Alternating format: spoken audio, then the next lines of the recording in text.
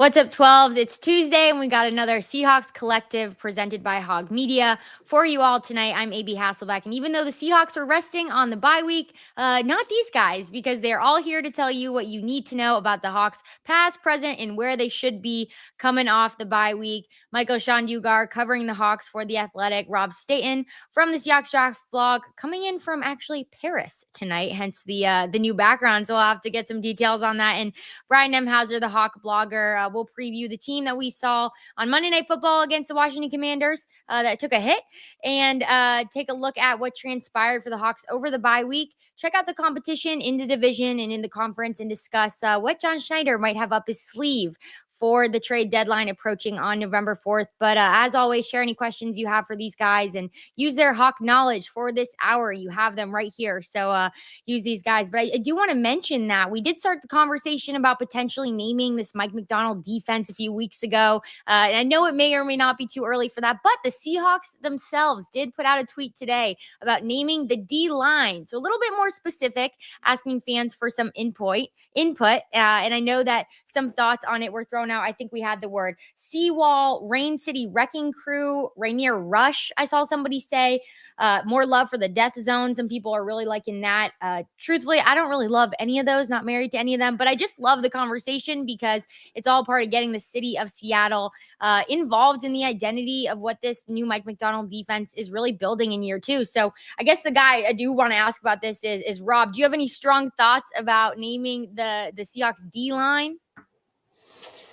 No, I don't. I saw that tweet and I've not read the suggestions. I think it's quite a hard thing to do, isn't it? Because we were talking about this not that long ago. I seem to remember that even the LOB was not universally loved initially as a suggestion, but then it's become a thing. Whereas, like, you can't talk about the NFL without telling the story of the LOB for that era. So it's almost like you should write a book about it. Yeah, has somebody written a book about it? Has that happened? Anybody? I guess not. He's missing his opportunity. Like, he just smiles. I thought we were going to see the book right in front. Tee you up. This is all to tee you up. Sorry. I was fixing my mic. Sorry. He's too humble. He's too humble for the tee up. I don't believe it. He's got the book right next to him. Anyway, I do. Yes, I do. I do. I have a name that I like for this. I still think it's too early, but who cares?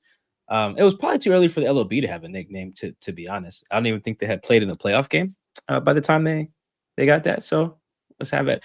I like the gambling scandal in the NBA aside. I do like the whole mob thing with the acronym. I like the mob. And I forget what I was just listening to. Some very old. Oh no, I was listening to some old hip hop. Not old, but I don't know if you guys saw their tweet that said, what's a song that reminds you of your childhood? And they had some guys rattle off songs to varying levels of making sense. But it got me into like some 05 and older like hip hop. So I like the idea of the Field Mob as a tribute to the Atlanta rap group Field Mob. Same name. I don't know if you had to get their approval, but I like that. I like the Field Mob.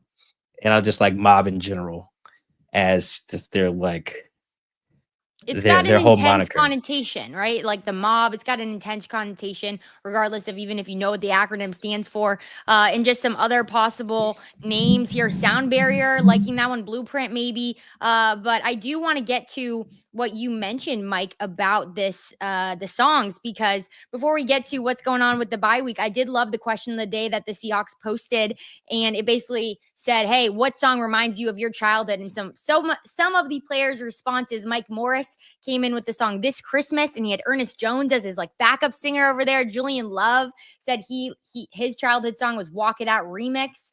Gray Zabel, this might shock you, Springsteen by Eric Church. Nick and Maury started singing Old MacDonald Had a Farm, and then I'm like, dude, that's like birth. I don't even think that's considered childhood. Then he's like, you know what, in high school it was probably the Mannequin Challenge, and I'm the same age as him, so I think that would have to be mine. Reek Wolin, this one kind of shocked me.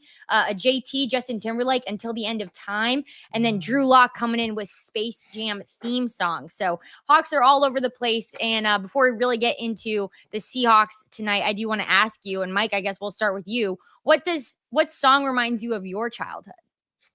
Yeah, there's a few different levels of childhood. I used to sing the song from the Batman soundtrack, Seal, I think Kissed by a Rose. I sing that with my mom quite a bit. So I related to Reek's suggestion, which he said he used to sing with his mom on Sundays, which makes sense because Reek was like 8 when that Justin Timberlake song came out. And so like singing about like loving someone to the end of time was a little weird. But again, he mentioned his mom. So I was like, oh, okay, that makes sense. And then I just remember the first song I remember hearing on the radio, like repetitively in Seattle, was when I was in 5th grade. 50 dropped In the Club, and that was just like, I just remember even at like 10 years old, I was like, why am I hearing this song everywhere? And then he became like a big thing. That was in 2002, I think. I don't know if that makes me young or old for this pod, but yeah, those two really jumped out. And then honorable mention the Julian Love song. Anything that had to do with like the snap crunk era in the mid 2000s, that was like my middle school and elementary school run, which was really cool. I enjoyed that whole question that they asked them. So by the way. So Rob, what would it be for you? What was your childhood song? Afternoon Delight by the Starland Vocal Band, because I am old.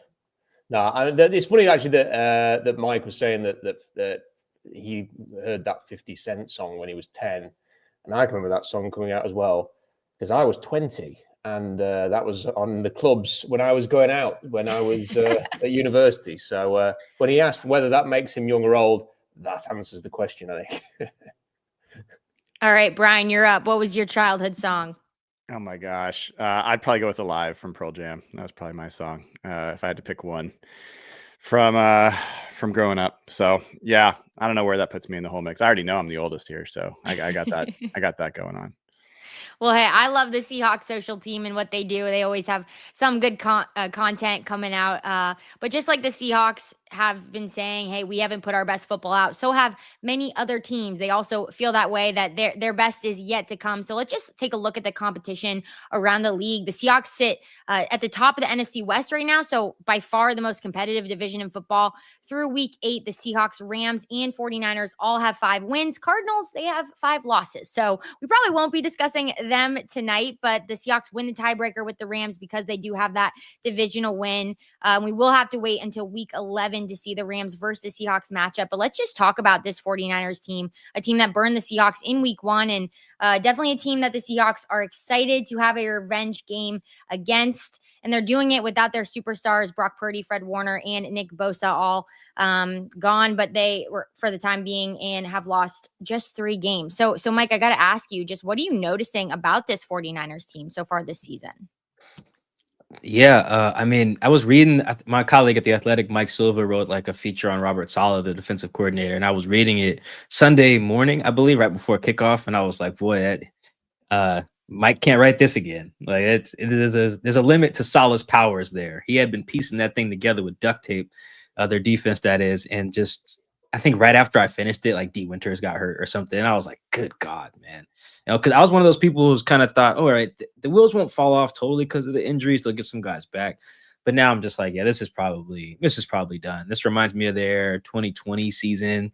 Reminds me of their 2018 season, I think, as well. I think Jimmy G blew his ACL early in that, where it's just like, even though I respect Kyle as a coach, at some point you just need bodies, like functional bodies there. And I think that the Seahawks honestly got by far the best version of the 49ers that anyone's gotten this year. You know, they had to play. Has anyone had to play Bosa, Fred, and Purdy? I think the Jags played like a shell of Purdy. Yeah. Like at least initially. Yeah, no, that is nuts. And yeah, by the time the Jags played Purdy, I think he had the toe injury or whatever that happened when Julian Love tripped him up. So like, that's like looking like the best loss the Seahawks are probably going to have on the schedule is just dropping one, even though it's frustrating for Seattle to lose to them. Like that we're not going to see that 49ers team, the one that we saw week 1, which changes the complexion of the NFC West. So you guys know I've said this before. I'm a big point differential guy. And even though 3 teams are in this race, I don't have the Niners point differential in front of me, but I know the Rams are not -4 compared to what, 57 for the Seahawks, 58 for the Rams. Yep. Yeah, this is a 2-team race. And it sucks for the Niners too, just because that's a lot of injuries, man. That's a lot of injuries to guys making a lot of money, and it's just hard to overcome that. And they've had this happen, like I mentioned the other years, several years now under Shanahan. Maybe they need new medical staff. I don't know. But I think the Seahawks are kind of catching a break for lack of a better term there, with the way the Niners are going, which is really, I think, in 2 weeks or so, we're going to be calling this more of a 2-team division. Mike, you mentioned just the old version of the 49ers and even how that's evolved. So Rob, just wondering for you, when you look at the Seahawks team in week 1 compared to the Seahawks team that will one day play the 49ers later in the season, what do you think has evolved the most for this team? Well, that week 1 game, the offensively they weren't very good, were they, Seattle? And the game plan was, it felt like it was all over the place. I mean, that was the game where they introduced the Jalen Milroe package in the first drive. That was the game where, in order to try and get things going, they were throwing those, it was like wide receiver screens and losing 8 yards. It just, nothing really clicked in that game. And they've been far better on offense since that contest, which is really good to see. So the Seahawks have really driven forwards from there.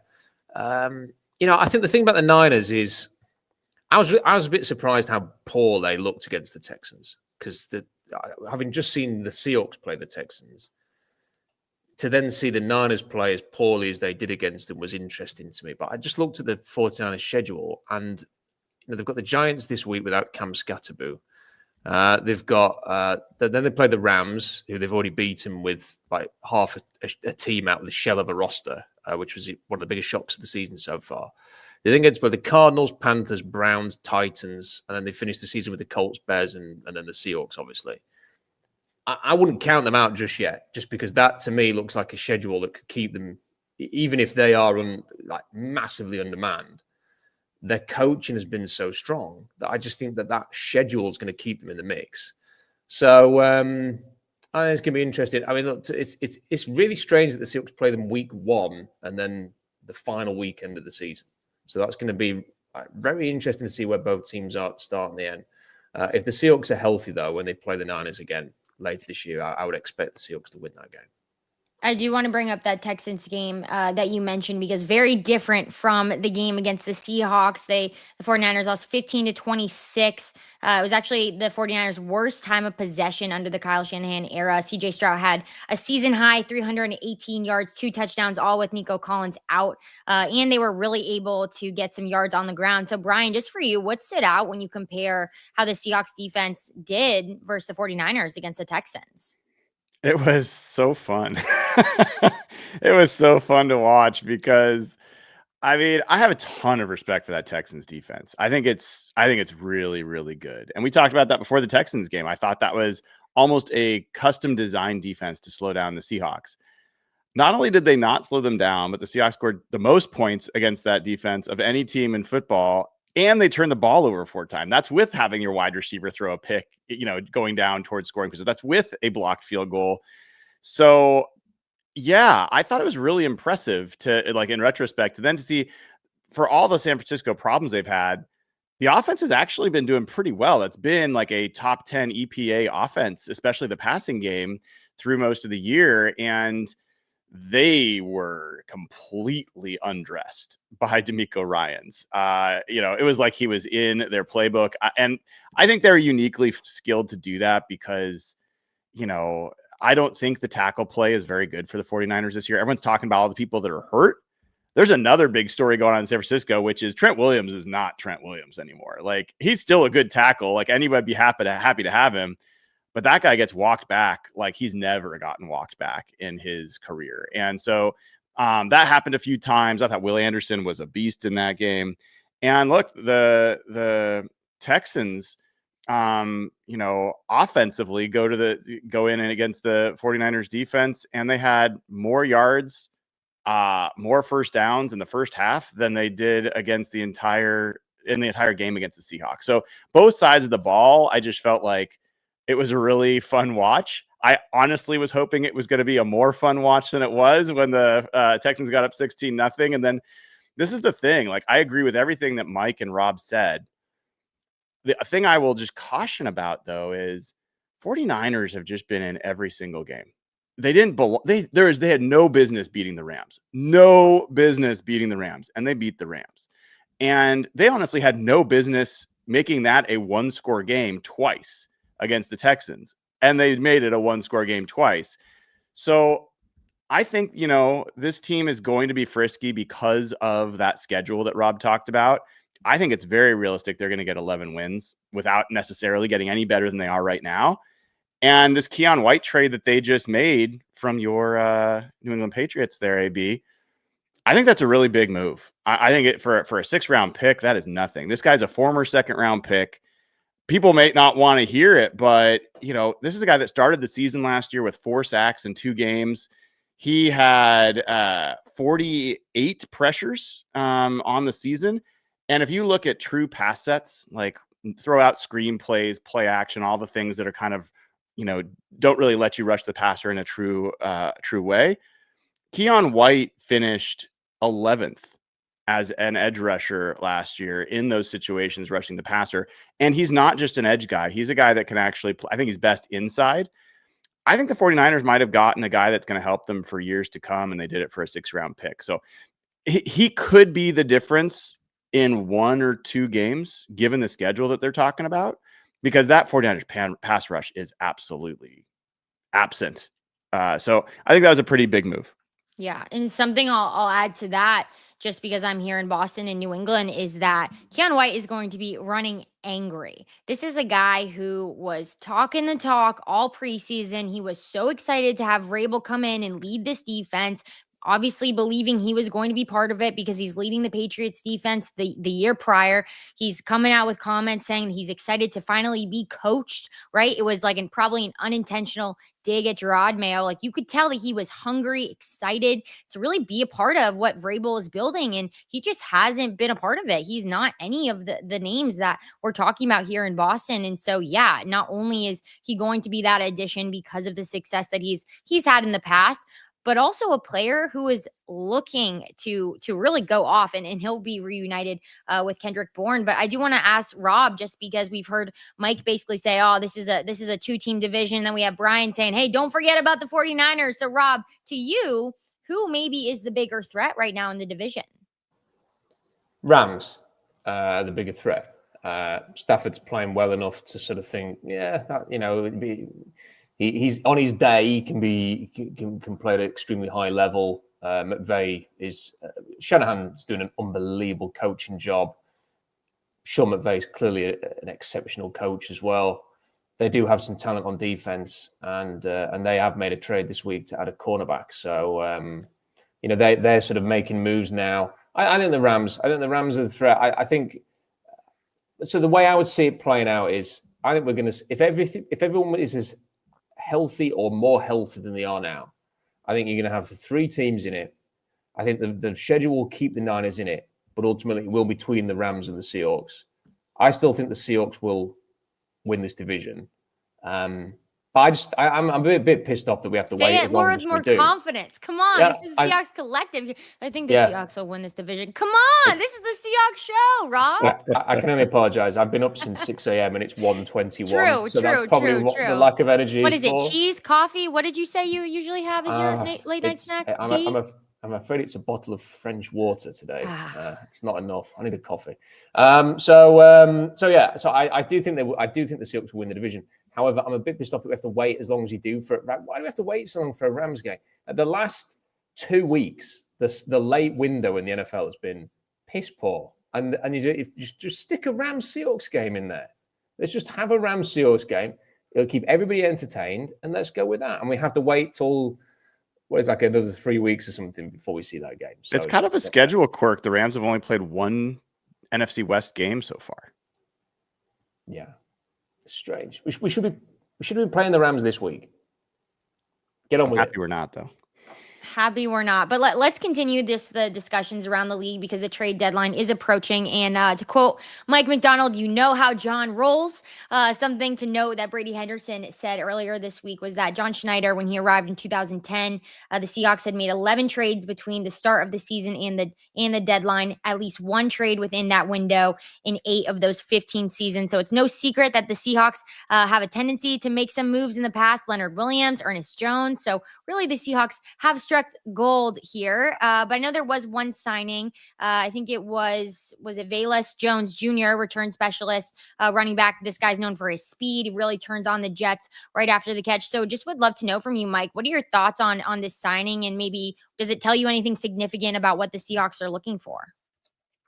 probably doesn't bode well for Derek Young, who I believe got hurt in that Monday night game. Mike McDonald basically shut down all the injury stuff on Monday, which was fine because of 4 p.m. local press conference when we all got to get home and watch the upcoming opponent on Monday Night Football was terrible anyway. But so that probably doesn't bode well for him, which sucks because when I was looking up some like at the bye week numbers, how guys stacked up nationally, who could be like a Pro Bowler, who could be an All Pro.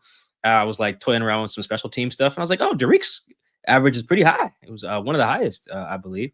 Torrey too, by the way, on punts. So I was like, "Oh man, they both could be in that mix." And if they're signing a guy, that's probably not very good. In terms of like how John rolls and the moves he could make, I do feel like his moves fall into like a couple of buckets. It's more like, okay, someone's hurt, so I need to solve the problem. That's how you get like Dwayne Brown, Leonard Williams, stuff like that.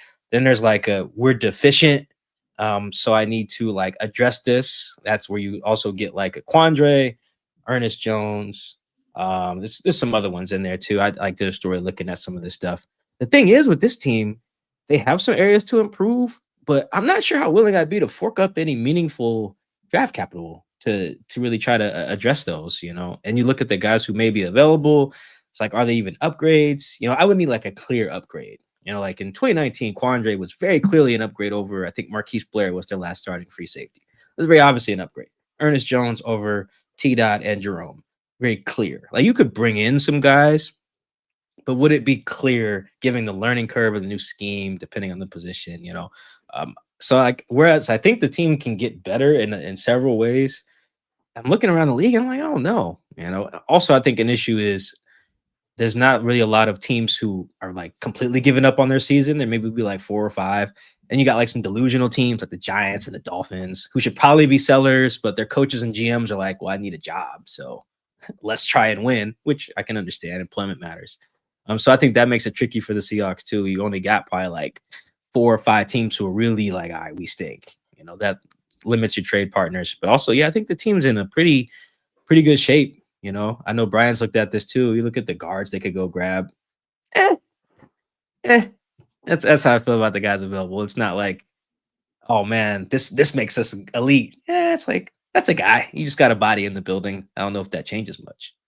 But isn't that like the best case scenario for the discussion we could be having with the Seattle Seahawks right now? It's a little bit of what you hope for is to be having a discussion of, who do we need? Who is good enough? So Brian, for you, if you got to be, what day is it? October 28th till November 4th, you got to be not Brian Nemhauser, but you got to be John Schneider. What position group are you likely to make some movement before the trade deadline? Well, I think he's doing probably exactly what we would do. I would be surprised if John Schneider has not called around the league looking at guards. That would be really surprising to me. Now, they've talked to Kevin Zeitler as a free agent multiple times. He wanted to go home to Tennessee, and he signed there. And he's a vet. Could they trade for him and force him to finally come to Seattle? Maybe. Does Tennessee want to make their offensive line weaker while they just invested in the top overall pick in a quarterback? Maybe not. And then, Cleveland's got a couple of guards. One of those guards is the guy that injured Uchenna Nwosu last year in preseason, Wyatt Teller, who is a right guard. They've made a real focus on keeping harmony in that locker room and connection. I'm pretty sure Uchenna, still is not happy about that. I'm not sure how that would go over. And then Joel Bitonio, both those guys in the last year of their deal. Zeitler's on a final deal. I mean, they all make some sense to make that move. I think you're basically hoping that they can just be a guy, to use Mike's word, because that would be an upgrade over what they've gotten from Anthony Bradford so far. He hasn't been good enough so far. I know a lot of people would love Christian Haynes to be the answer. No one more than John Schneider and Mike McDonald, who tried to get him to play last year. They gave him the starting role in OTAs and mini camp, going to training camp. And I mean, Mike, tell me if he feels differently. It was very clear he was not the guy. He did 0 in camp that I thought was impressive as a pass protector or as a run blocker. And so I don't think you can wait on that. Their best chance there might be maybe Bryce Cabledew or one of these rookies that they've been developing that we haven't been able to see has made a step forward, or they're just going to keep rolling with Anthony Bradford because it has been working, even though he has been a problem. The only other thing that I think would make some sense, and I don't think it's like this huge upgrade, if you can go get a guy like Rashid Shaheed, I think Chris Olave is pretty unlikely, but if you can get a guy like that could potentially be part of your receiver room for years to come, already knows the Clint Kubiak system, already fits a role that is really valuable, I think that would be good. I think you could probably get that done for not a lot, considering it is the last year of his deal, and I don't think they're going to extend him in New Orleans. But, you know, pass rushers, Jalen Phillips, Bradley Chubb, like, I don't know. I don't like at this point, Derek Hall, Uchenna Nwosu, DeMarcus Lawrence, and Boye Mafe have only played a full healthy game together like once. And I think they feel pretty good about that quartet. And I'm not sure you've got a clear upgrade to make there. Yeah, Mike McDonald saying, I think last week, he's super excited just about the continuity that they might have with their defense coming back into full health. But just one thing before we get Rob's thoughts, just to mention about the wide receiver room, he did not play in week 8, and he still leads the NFL in receiving yards, JSN. Next closest is Jamar Chase with 99 yards away. So just really showing that Seahawks dominance in the wide receiver room. But Rob, for you, is there any pressing thoughts that you have on the Seahawks and the trade deadline approaching? Well, one thing I noticed this year, because I suppose like a lot of people who live in this kind of sad little world that some of us live in, about 4 weeks ago, I started Googling NFL trades every day and then just searching the news category to see if there was any sort of, has any of the reporters written anything? When I knew that it was going to come out eventually, that all of the reporters would start listing their like names to keep an eye on and stuff like that. And I just lived for all of that stuff. So I was just sort of running through it all. And I've noticed that this year there's been more of those articles than ever before. People are talking at the trade deadline more than ever before. It was like about 3 weeks ago, Adam Schefter was saying there could be 15, the over-under is 15 trades before the deadline. And I've just got this sense that, there's probably more teams than ever. Anybody with a winning record right now is kind of appears to be linked with they're in the market. They're going to be looking to do something. I think that's probably stalled the market a little bit, that you've actually got a whole bunch of teams that are more aggressive than ever. And then you've got a bunch of selling teams who are thinking, okay, we've got all these potential buyers, therefore we're going to hold tight with our price.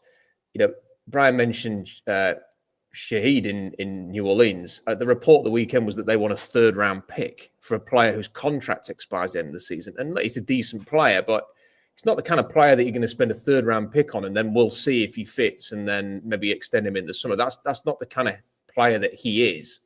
So I just wonder whether the market is quite there. I'd love to see the Seahawks make some kind of big, like ballsy move right now, because the 2026 draft just does not look good at all. It really doesn't. And I'm not for a second suggesting that my opinion means anything really. But I do the horizontal board thing during the season. I watch loads and loads of college football every weekend, and I have only got 29 players on the board right now for days 1 and 2.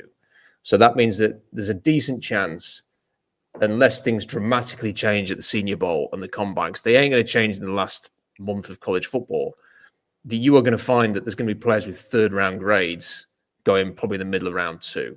So I'm not precious about the picks. I'd quite happily go and do something big and bold right now to go and really improve this team. But it has to be someone who can be part of the team moving forward. It can't be Sheldon Richardson. It can't be somebody who's just coming in for a few weeks to try and go all in this year.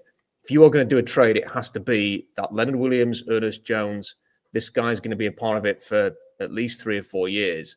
And right now, looking at this trade market, it's just quite hard to see who that could be. I know everybody wants a guard.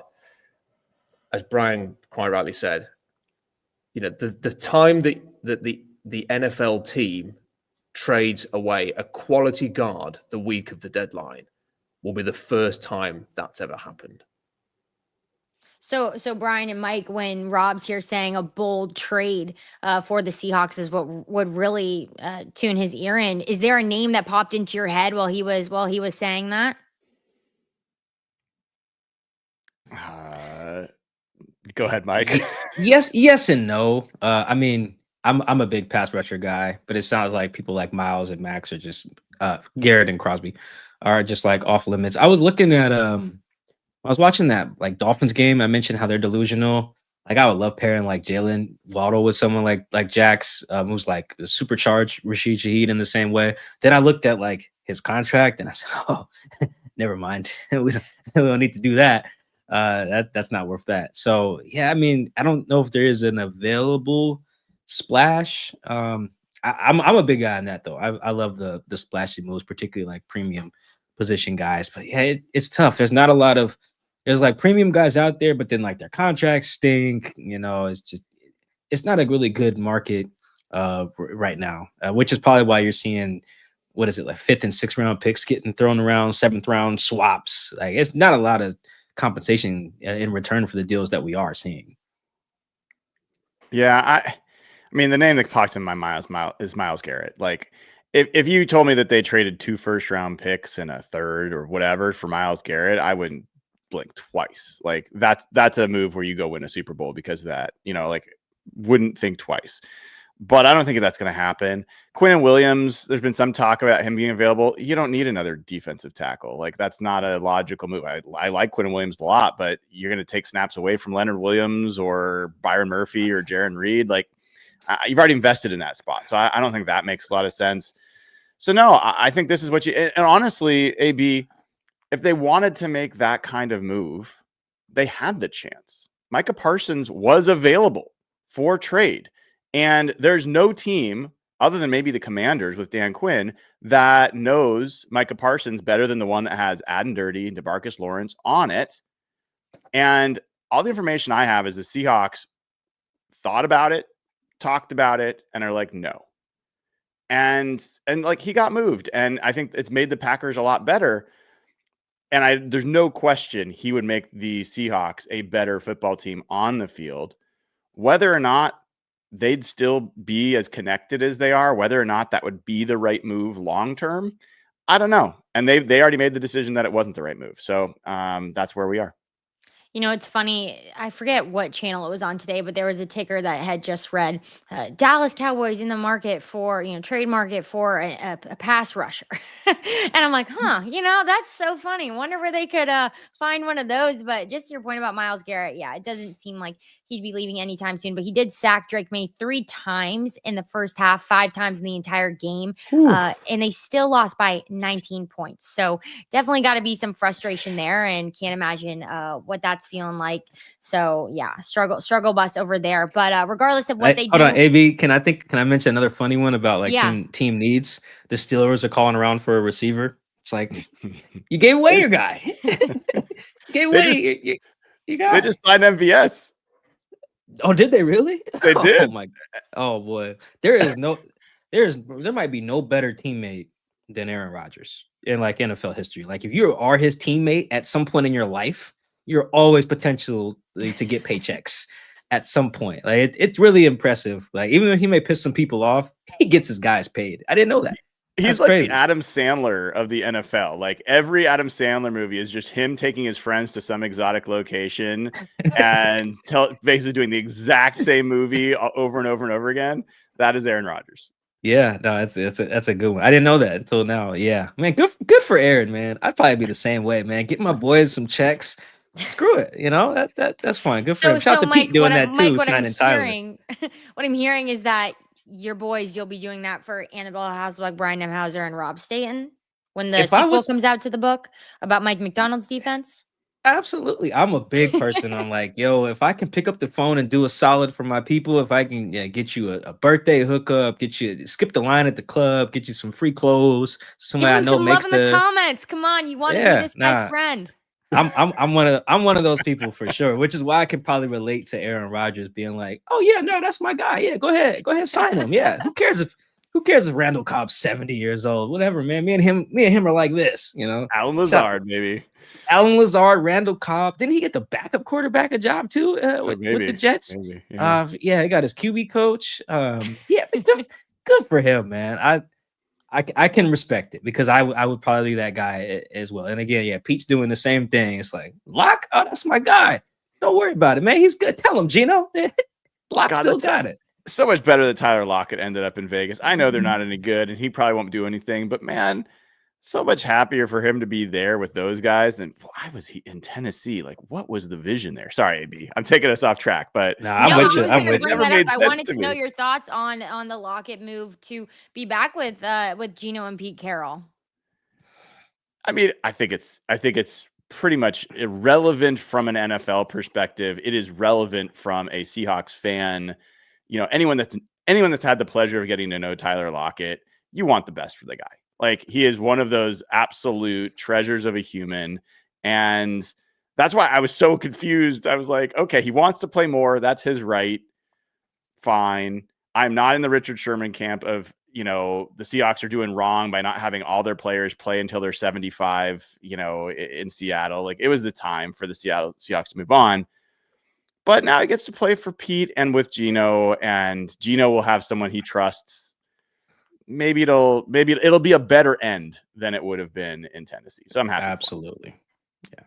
Good wrap to the story. It'll give people some good content to see. But regardless of what the Seahawks do, we know that they're coming hot off this bye week. And I know we talked about those childhood songs to kick off the show, but I think if I were to talk about a song that is going to embody this Seahawks defense, it's going to be The Boys Are Back in Town, because they hope to have Devin Witherspoon, Julian Love, and Derek Hall all back. Also on offense, Robbie Oots practicing this week. And Mike, you mentioned it, but Mike McDonald having tight lips until Wednesday, until tomorrow for the official injury responses. But just coming off this bye week for you, Rob, what is the biggest change or maybe next step that you hope to see from the Seahawks?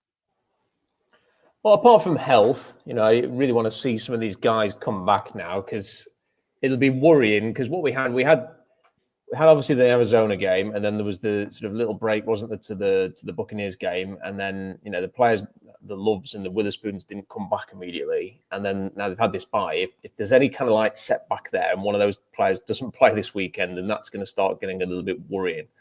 And you've only got a few days left to do something about that if your depth is going to get further tested.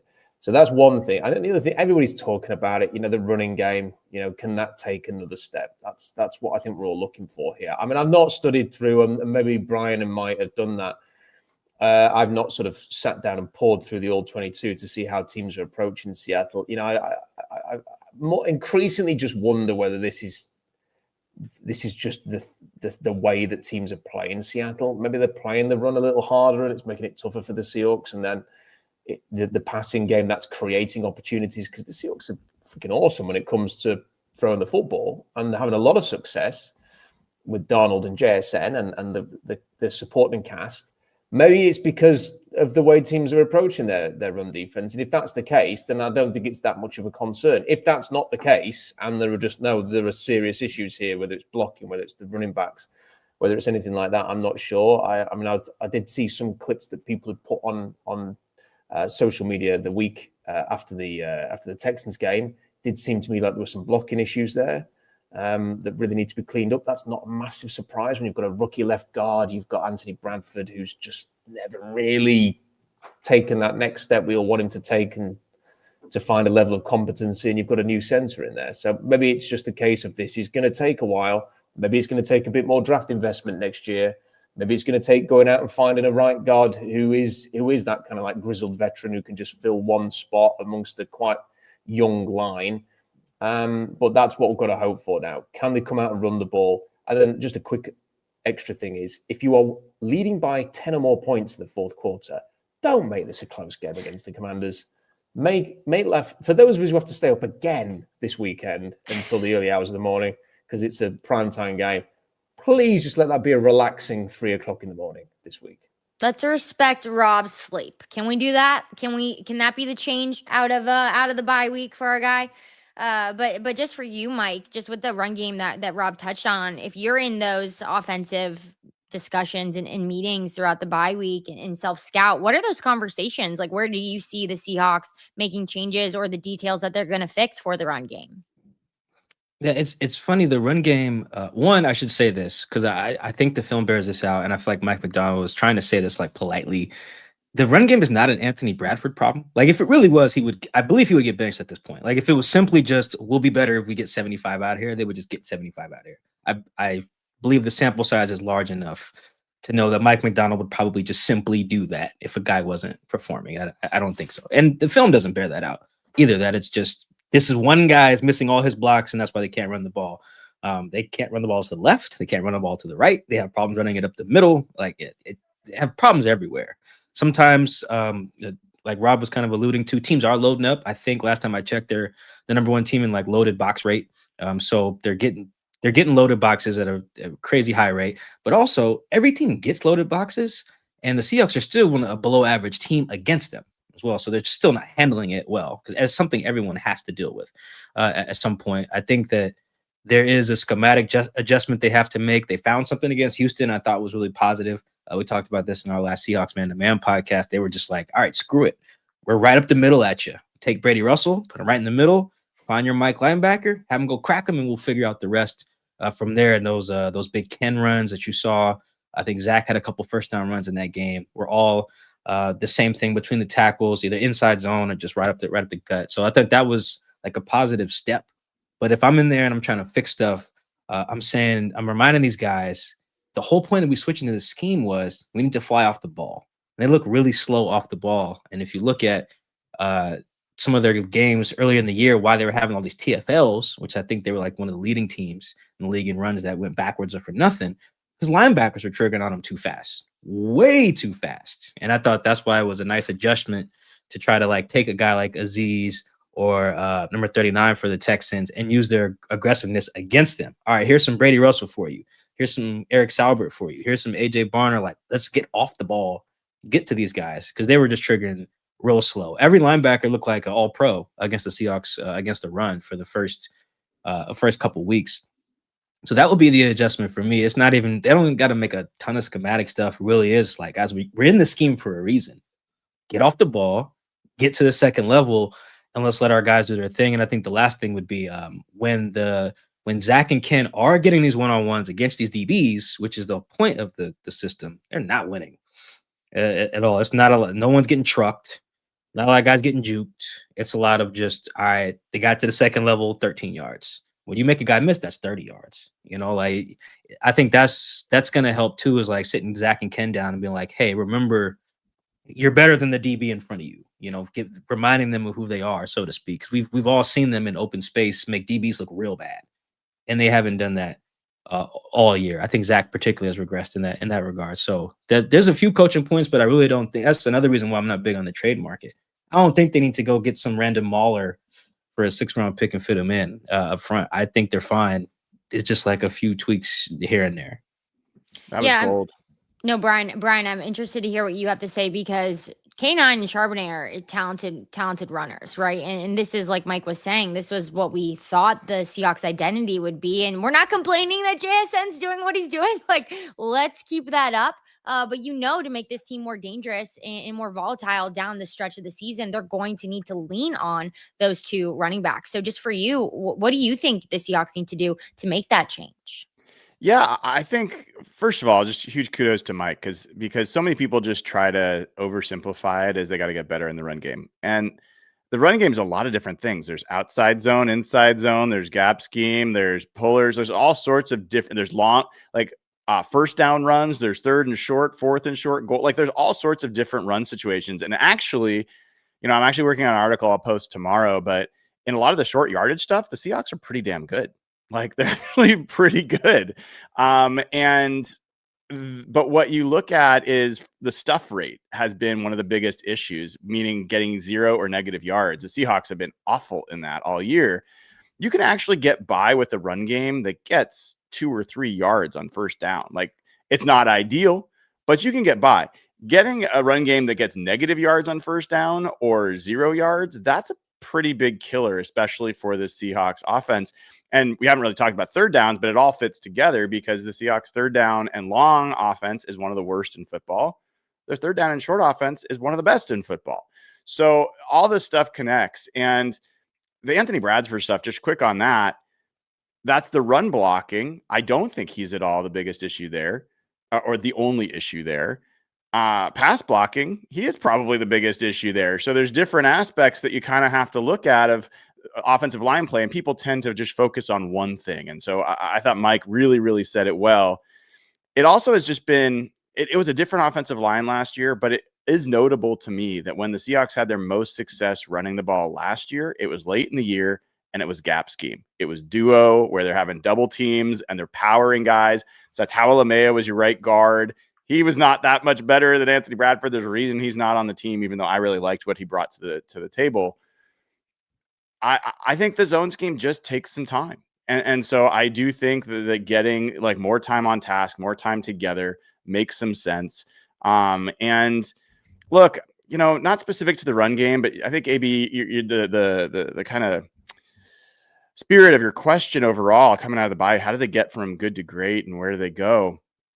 The way I kind of think about this season right now is I kind of thought this was going to be the 2011 Seahawks season coming in, like that the defense would be great. They would start to find other parts, but they'd find out in 2012 that they had a quarterback shaped hole in the roster that they were going to have to fill. And they were going to hope Jalen Milroe fitted or somebody else.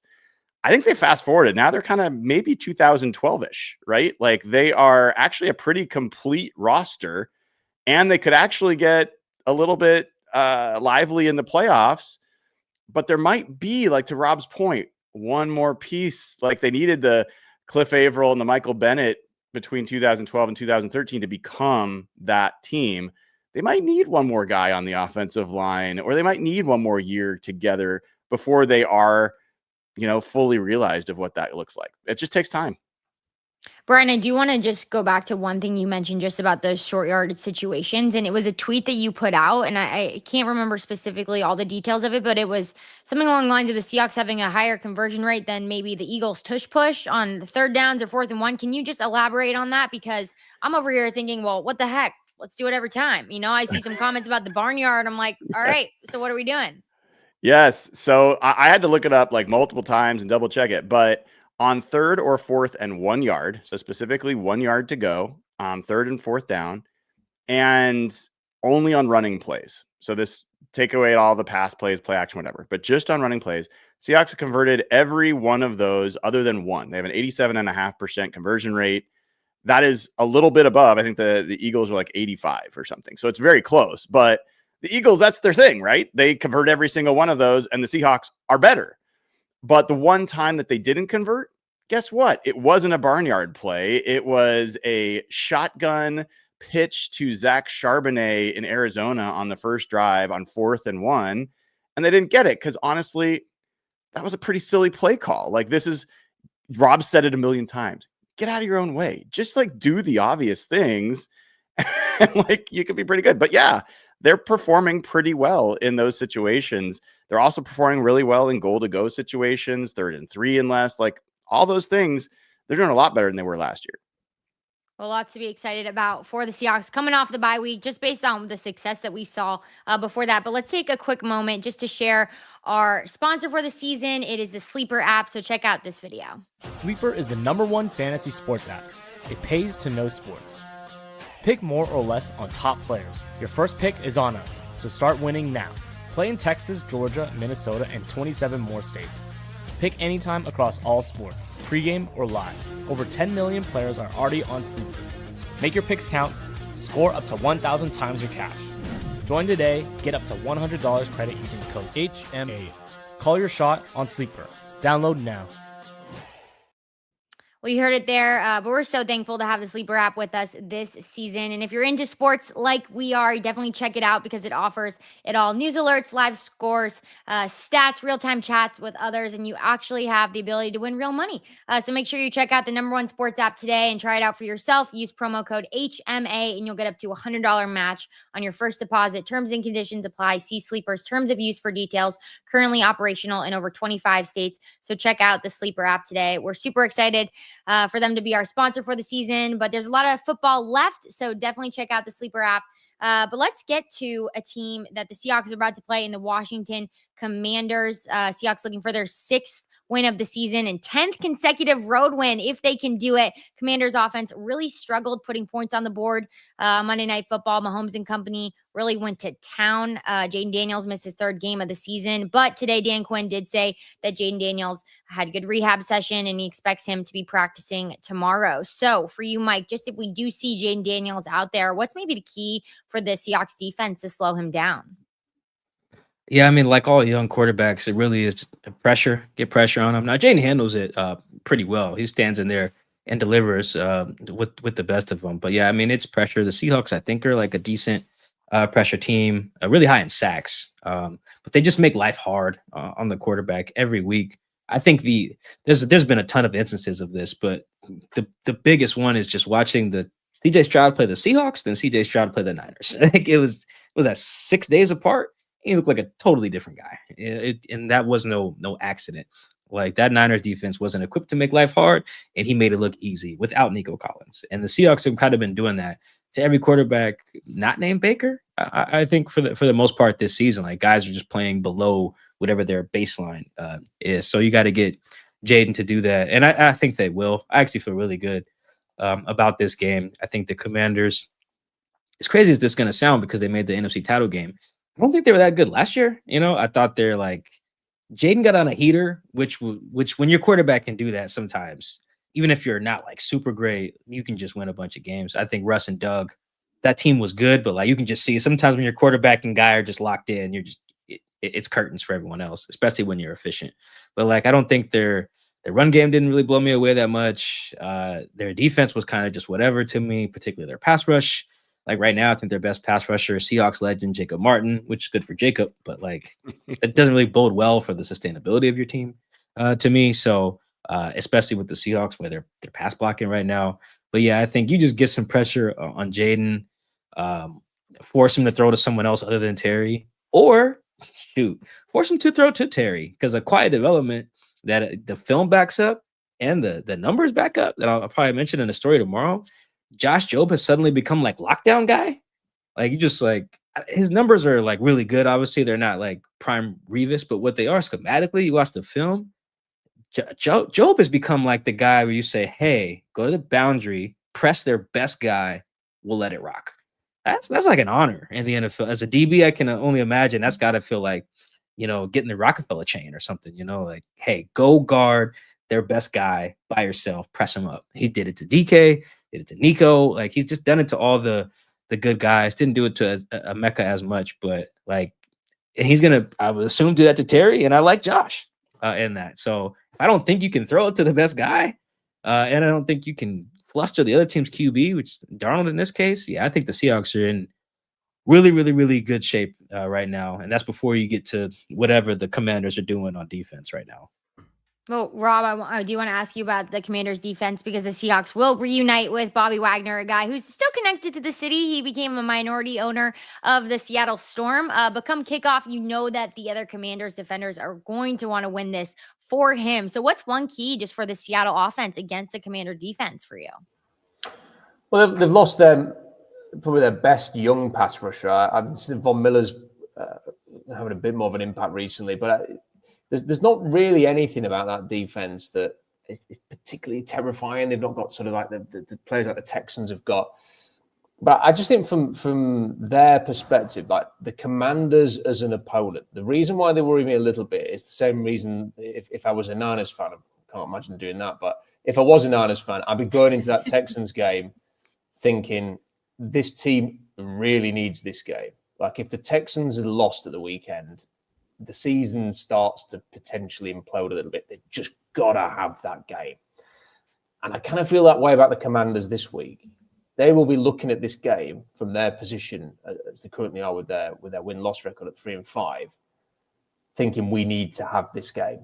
And if the Seahawks go there and win, that might be kind of, even with Jaden Daniels coming back, have they actually got enough on this roster to sort of come back from that and achieve much more than maybe being the 7th seed? I'm not convinced. So you are probably going to get absolutely everything from them in this game. And if Daniels is healthy, he doesn't turn the ball over, he's obviously very creative with his legs. How healthy is he? That you're going to have to game plan for him. You're probably also going to have to game plan a little bit for Marcus Mariota this week as well, which will not help Seattle. They'd probably rather just know who it is at this point. So I think this is going to be a tough contest. If the Seahawks go there and win this game, regardless of who plays at quarterback, given how badly the Commanders need this will be a really impressive win, I think. Oh, for sure. Especially, regardless of what's happened this season, the team that they were last year, right? And Jaden Daniels is a talent himself. And when he came back earlier this season, throughout the season, through some of the injuries, they were not conservative with him. So that they're going to let him loose on the ground. But Brian, for you, what maybe else about this matchup do you think fans should keep an eye out for and be watching? Yeah, I think the guys nailed a lot of it, especially, I mean, I think Rob's very much right that their biggest advantage for the Commanders is the intangible stuff. If you really just look at these two teams, you can look at it from numbers, you can look at it from film, pretty much look at it at almost any position. You're like, no, I think I'd take the Seahawks in almost all those places. But there's some stuff that's interesting. When I dug into it, I published my tail of the tape today over on hawkblogger.com. And if I told you, or if I asked you who had higher yards per carry as a runner, Marcus Mariota or Jaden Daniels, I think most people would say Jaden Daniels. It's actually Marcus Mariota by 2 yards per carry. And if I were Daniels is someone who scrambles a little bit more than Mariota, but still. Also interesting, Mariota has been the quarterback for their 2 highest scoring games. They scored 41 points. He was the one that was quarterback in that game. Daniels tends to be a guy that throws the ball a little further downfield. So that explains a little bit why his completion rate's a little lower. But the thing with Jaden Daniels, and I think Mike started touching on this, he does stand in there in pressure, but he doesn't. This year, he's not doing well with it. He's actually been sacked 15 times. He has a pretty high sack rate. His actual grade when he gets pressured is 24th in the NFL, where Mariota's is 9th. When he's blitzed, his grade is 31st in the NFL versus when he's not blitzed, it's 6th. And there's other numbers that kind of back this up, but he's been challenged. And then the big thing here is Laremy Tunsil, their left tackle, left the game last night with a hamstring injury. He didn't come back. He was ruled out pretty quickly. If you go into this game with Brandon Coleman at your left tackle, Josh Connerly Jr. as your right tackle, who's given up the 3rd most pressures of any offensive lineman at any position in the NFL at your right tackle, and then Tyler Biadasz, who I'm not a huge fan of and also given up a lot of pressures at center. I mean, Mike McDonald's going to be like, you rush there, now you rush there. We're going to take a sack here. We're going to take a pressure there. It is mismatches everywhere. And add to that, you put Devin Witherspoon on one side, you put Nicky Manwari on the other side. I think you're going to take Drake Thomas off the field. I think you're going to have Ernest Jones in there, and they're going to play a lot of dime. I think you're going to have Devin Witherspoon and Nicky Manwari in whoever's playing quarterback in their lap all night. So I think this heavily favors the Seahawks from a football perspective, but to all these guys' points, you got to go in there and do it. And they can't afford more NFC losses if they really want to take this playoff seeding seriously. Well, you said 15 sacks on Jaden Daniels, and even just crazy amount with the games that he's missed, right? In a short week, definitely not helping them on the injury front. But the Seahawks are fully charged off their bye week. They'll be wearing their throwback royal blue and silver helmets as they look to go 6-2 on the season with a road win, hopefully over the Washington Commanders on Sunday. But before we end, anything coming up for you, Mike, on The Athletic? Yeah, actually, I'm just going to plug 2 things. Always going to plug the book, Seahawks. Hold it up closer to the camera. We got to see the full thing. A curated history of the Legion of Boom era with the foreword by Doug Baldwin Jr. Available wherever books are sold. You can also get them from me. I will have some in DC with me if you're East Coast Seahawk making the trip. Bringing a few, hoping to get one to Bobby as well. I want to get down there. And also just upcoming on our Seahawks Man to Man podcast, we're previewing the game with my good friend Tashawn Reed, who used to cover the Raiders for The Athletic, now covers the Commanders for the Washington Post. Shout out to my dog. So we're going to drop that, I think, Thursday. So yeah, be on the lookout for that. He's one of my favorite guests to have. So really looking forward to that.